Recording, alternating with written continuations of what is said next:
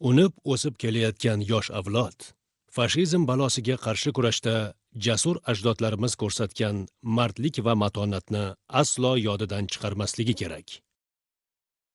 Shavkat Mirziyoyev, O'zbekiston Respublikasi Prezidenti.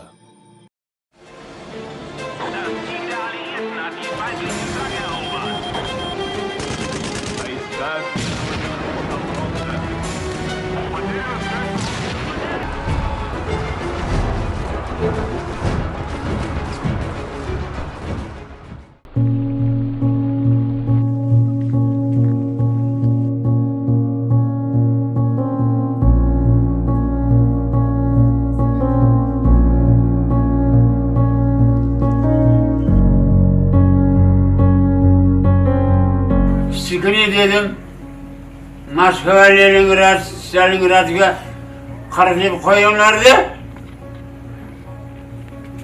İkinci günü Dnepr daryosiga qaratib qo'yganlar. Partizanlar gör, odamlar bo'ladi-da. Bo'ldi dedi.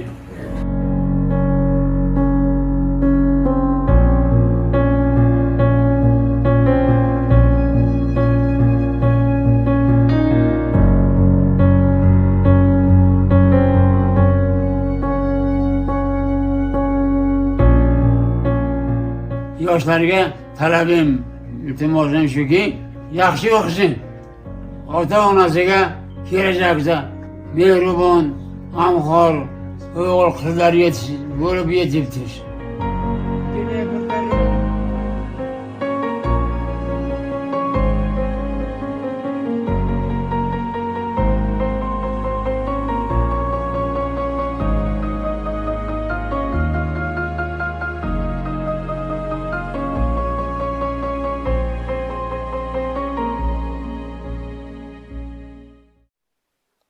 Добрый день, мои подписчики. Не знаю, вам интересно или нет, вот наш дядя, ветеран войны, до сих пор жив, слава Богу, но он очень борется, что отпраздновать 81-й год своего победы.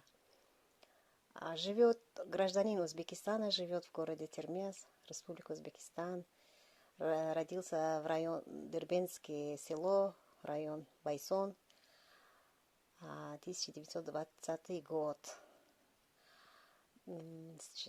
Как сказать? Хотелось бы, чтобы про него узнавали. Не знаю, в этот день хотелось поделиться, что где-то есть живые еще легенды. Для нас он авторитет, символ мужественно. Мы все его любим, все родственники. Очень-очень большая семья. Все всегда его навещают. Наша власть тоже молодец. Каждый праздник, каждый год навещает. Ему создавали хорошие условия.